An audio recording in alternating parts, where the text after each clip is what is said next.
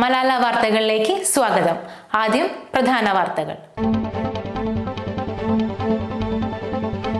കേരളത്തിലെ ഇടതുപക്ഷം ആത്മവിശ്വാസത്തോടെയാണ് ഈ തദ്ദേശ സ്വയംഭരണ തിരഞ്ഞെടുപ്പിനെ നേരിടുന്നതെന്ന് മുൻ മന്ത്രിയും CPI സംസ്ഥാന നിർവാഹക സമിതി അംഗവുമായ VS സുനിൽകുമാർ.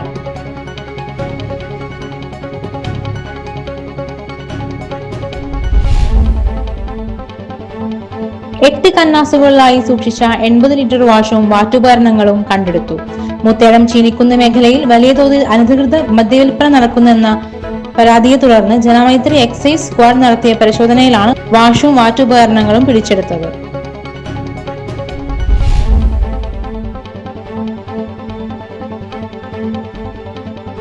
പാലുകാച്ചലിന് മുൻപ് കലോത്സവത്തിന്റെ ഊട്ടുപുര കാറ്റിലും മഴയിലും തകർന്നു. വണ്ടൂരിൽ നടക്കുന്ന ജില്ലാ കലോത്സവത്തിനായി തയ്യാറാക്കിയ ഊട്ടുപുരയാണ് തകർന്നു വീണത്.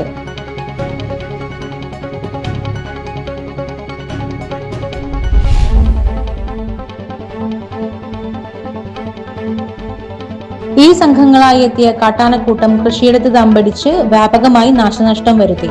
മടങ്ങാതെ നിലയുറപ്പിച്ച് പരസ്പരം കൊമ്പുകോർത്ത രണ്ടെണ്ണത്തെ മണിക്കൂറുകളുടെ ശ്രമങ്ങൾക്കൊടുവിൽ വനപാലകർ കാടുകയറ്റി.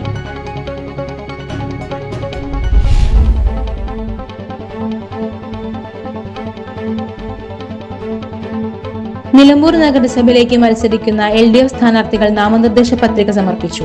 LDF നേതാക്കളും പ്രവർത്തകരും പ്രകടനമായി എത്തിയാണ് സ്ഥാനാർത്ഥികൾ വരണാധികാരികൾക്ക് മുൻപിൽ നാമനിർദ്ദേശ പത്രിക സമർപ്പിച്ചത്.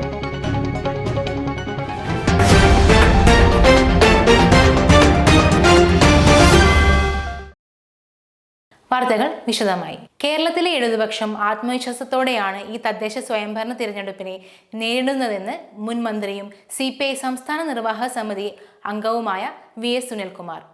നിലമ്പൂർ നഗരസഭ LDF കൺവെൻഷൻ ഉദ്ഘാടനം ചെയ്ത് സംസാരിക്കുകയായിരുന്നു അദ്ദേഹം.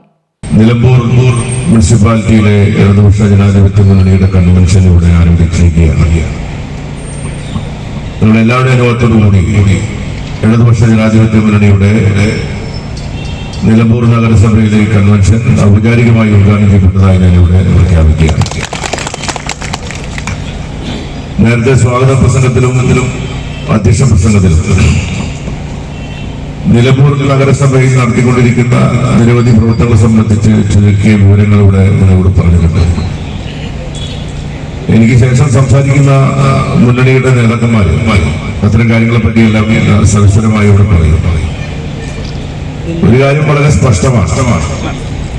കഴിഞ്ഞ 5 കൊല്ലമായി ഇടതുപക്ഷ ജനാധിപത്യ മുന്നണിയുടെ നേതൃത്വത്തിലുള്ള ഭരണസമിതി നിരവധിയായ വികസന പ്രവർത്തനങ്ങളും ജനക്ഷേമ പ്രവർത്തനങ്ങളും ഒക്കെ നടത്തി വളരെ ആത്മവിശ്വാസത്തോടു കൂടിയാണ് ഈ തെരഞ്ഞെടുപ്പിൽ ജനങ്ങളെ അഭിമുഖീകരിക്കുന്നത്.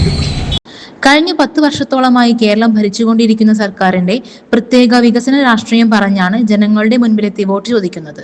BJP സമ്പദ് കോർപ്പറേറ്റുകളുടെ കൈകളിൽ കേന്ദ്രീകരിക്കുന്നതിന് ശ്രമം നടത്തുമ്പോൾ LDF പൊതുസമ്പത്തിന്റെ ജനാധിപത്യ ക്രമത്തോടു കൂടിയ പൊതുവിതരണമാണ് ലക്ഷ്യം വെക്കുന്നതെന്നും അദ്ദേഹം കൂട്ടിച്ചേർത്തു. യോഗത്തിൽ CPI ജില്ലാ കമ്മിറ്റി അംഗം PM ബഷീർ അധ്യക്ഷത വഹിച്ചു. കക്കാടൻ റഹീം, നഗരസഭാ അധ്യക്ഷൻ മാട്ടുമൽ സലീം, ഉപാധ്യക്ഷ അരുമ ജയകൃഷ്ണൻ, ഘടകകക്ഷി നേതാക്കളായ MA വിറ്റാജ്, advocate Mohandas, Scaria Kinanthoppil, M Mujeeb Rahman, George K Antony കൗൺസിലർമാർ തുടങ്ങിയവർ സംസാരിച്ചു. നിലവിലെ മുഴുവൻ കൗൺസിലർമാരും പുതിയ സ്ഥാനാർത്ഥികളും വേദിയിലെത്തിയിരുന്നു. LDF ഭാഗികമായി സ്ഥാനാർത്ഥി പ്രഖ്യാപനം നടത്തുകയും ചെയ്തു. 8 കന്നാസുകളിലായി സൂക്ഷിച്ച 80 ലിറ്റർ വാഷും വാറ്റുപകരണങ്ങളും കണ്ടെടുത്തു. മൂത്തേടം ചീനിക്കുന്ന് മേഖലയിൽ വലിയ തോതിൽ അനധികൃത മദ്യവിൽപ്പന നടക്കുന്നുണ്ടെന്ന് പരാതിയെ തുടർന്ന് ജനമൈത്രി എക്സൈസ് സ്ക്വാഡും നിലമ്പൂർ എക്സൈസ് റേഞ്ച് സംഘവും സംയുക്തമായി നടത്തിയ പരിശോധനയിലാണ് വാഷും വാറ്റുപകരണങ്ങളും പിടിച്ചെടുത്തത്. വനത്തോട് ചേർന്ന ഭാഗങ്ങളിൽ റബ്ബർ തോട്ടത്തിൽ കുഴികുത്തി സൂക്ഷിച്ച നിലയിലാണ് വാഷ് കണ്ടെത്തിയത്. Nilambur range excise inspector TH ഷെഫീഖിന്റെ നേതൃത്വത്തിൽ കേസെടുത്തു. ഈ ഭാഗത്തു നിന്ന് മദ്യപിച്ച് പോകുന്ന ആളുകൾ ആനയുടെ മുന്നിൽപ്പെട്ട് ആക്രമിക്കപ്പെട്ട് ഗുരുതരമായി പരിക്ക് പറ്റിയ സംഭവങ്ങൾ മുമ്പ് ഉണ്ടായിട്ടുണ്ട്. ഈ സാഹചര്യത്തിൽ ആദിവാസി വിഭാഗത്തിൽപ്പെട്ട ആളുകളെ ചൂഷണം ചെയ്യുന്ന പ്രതികളെ സംബന്ധിച്ച് ശക്തമായ അന്വേഷണം നടത്തി തുടർ നടപടികൾ സ്വീകരിക്കുമെന്നും തദ്ദേശ സ്വയംഭരണ തെരഞ്ഞെടുപ്പ് അടുത്ത സാഹചര്യത്തിൽ മേഖലയിൽ അനധികൃത മദ്യലഹരി വസ്തുക്കളുടെ ഉപയോഗത്തിനും വിൽപ്പനയ്ക്കുമെതിരെ ശക്തമായ പരിശോധന നടത്തുമെന്നും അന്വേഷണ ഉദ്യോഗസ്ഥൻ പറഞ്ഞു. പരിശോധനയിൽ assistant excise inspector RP Suresh Babu, preventing officer K Jayakrishnan, civil excise ഓഫീസർമാരായ C Riju, PC Jayan, P Rakesh, വനിതാ civil excise officer Angeline Chacko, assistant excise inspector driver Pradeep Kumar എന്നിവർ പങ്കെടുത്തു. പാലുകാച്ചലിന് മുൻപ് കലോത്സവത്തിന്റെ ഊട്ടുപുര കാറ്റിലും മഴയിലും തകർന്നു. വണ്ടൂരിൽ നടക്കുന്ന ജില്ലാ കലോത്സവത്തിനായി തയ്യാറാക്കിയ ഊട്ടുപുരയാണ് തകർന്നു വീണത്. ഭക്ഷണം തയ്യാറാക്കുന്നതിനും വിതരണത്തിനും പകരം സംവിധാനം വേണമെന്ന് കമ്മിറ്റി ഭാരവാഹികൾ ആവശ്യപ്പെടുന്നു.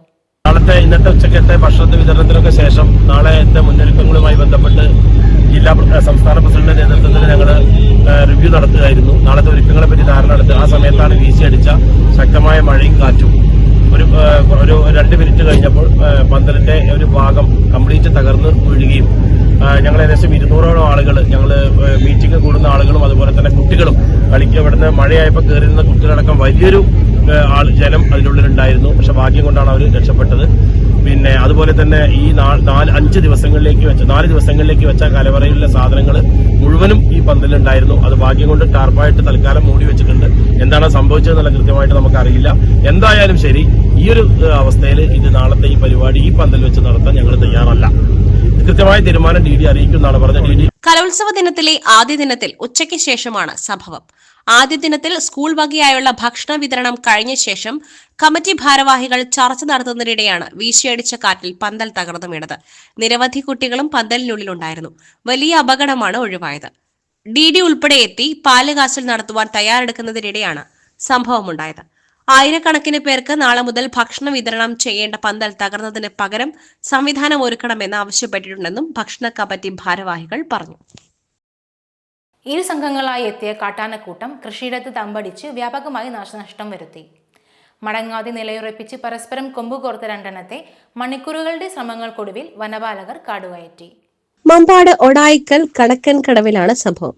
എടക്കോട് സ്റ്റേഷൻ പരിധിയിലെ അമ്മിക്കുട്ടി വനമേഖലയിലൂടെ രാത്രിയിലാണ് കാട്ടാനക്കൂട്ടം എത്തിയത്. കണക്കൻകടവിലെ റബ്ബർ തോട്ടത്തിൽ തമ്പടിച്ച ഇവർ റബ്ബർ മരങ്ങളും തേക്കും നശിപ്പിച്ചു. സമീപത്തെ വാഴത്തോട്ടത്തിലേക്കും ഇറങ്ങി. മേപ്പാടം സ്വദേശി അബ്ദുസമദ് എന്നിവരുടെ കൃഷിയാണ് നശിപ്പിച്ചത്. സൽമാബിയുടെ 65 വാഴകൾ നശിപ്പിച്ചിട്ടുണ്ട്. സൗരോർജ്ജ വേലി തകർത്താണ് ഇവ ജനവാസ മേഖലയിലെ കൃഷിയിടങ്ങളിലെത്തിയത്. നാട്ടുകാരും കർഷകരും വിവരം നൽകിയതോടെ വനപാലകർ സ്ഥലത്തെത്തി. ഈ സമയം 2 കൊമ്പന്മാരെയാണ് ജനവാസ മേഖലയോട് ചേർന്ന് കണ്ടത്. പരസ്പരം കൊമ്പുകോർത്ത ഇവയെ എടക്കാട് സ്റ്റേഷൻ ജീവനക്കാരും വനം ദ്രുതകർമ്മ സംഘവും PRTയും ചേർന്ന് പടക്കം പൊട്ടിച്ച് അകറ്റി കാട് കയറ്റി. നിലമ്പൂർ നഗരസഭയിലേക്ക് മത്സരിക്കുന്ന LDF സ്ഥാനാർത്ഥികൾ നാമനിർദ്ദേശ പത്രിക സമർപ്പിച്ചു. LDF നേതാക്കളും പ്രവർത്തകരും പ്രകടനമായി എത്തിയാണ് സ്ഥാനാർത്ഥികൾ വരണാധികാരികൾക്ക് മുന്നിൽ നാമനിർദ്ദേശ പത്രിക സമർപ്പിച്ചത്.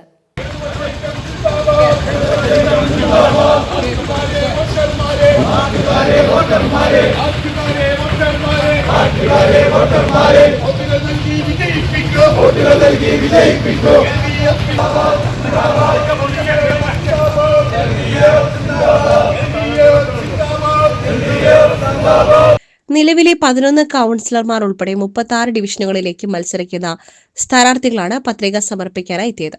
നഗരസഭാ chairman Mattummal Saleem, vice chairperson Aruma Jayakrishnan, CPM Nilambur area secretary K Mohanan, Nilambur local secretary Vettummal Sreedharan, Chanthakkunnu local secretary Babumon Joseph, CPI മണ്ഡലം secretary M Mujeeb Rahman, Kerala Congress M ജില്ലാ vice president Scaria Kinathoppil, president Paranthan Noushad, N Velikkutty ഉൾപ്പെടെയുള്ള നേതാക്കളാണ് സ്ഥാനാർത്ഥിക്കൊപ്പം എത്തിയത്.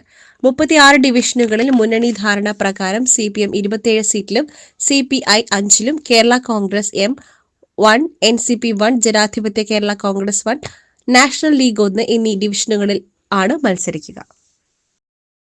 പൊതുജനാരോഗ്യ സംരക്ഷണത്തിന് ഏകോപിത ശ്രമം അനിവാര്യമാണെന്ന് ജില്ലാ medical officer doctor TK Jayanthi ജില്ലാ പ്ലാനിംഗ് സെക്രട്ടേറിയറ്റ് ഹാളിൽ നടന്ന ഏകാരോഗ്യം ജില്ലാതല സെമിനാറിന്റെ ഉദ്ഘാടനം നിർവഹിച്ച് സംസാരിക്കുകയായിരുന്നു DMO.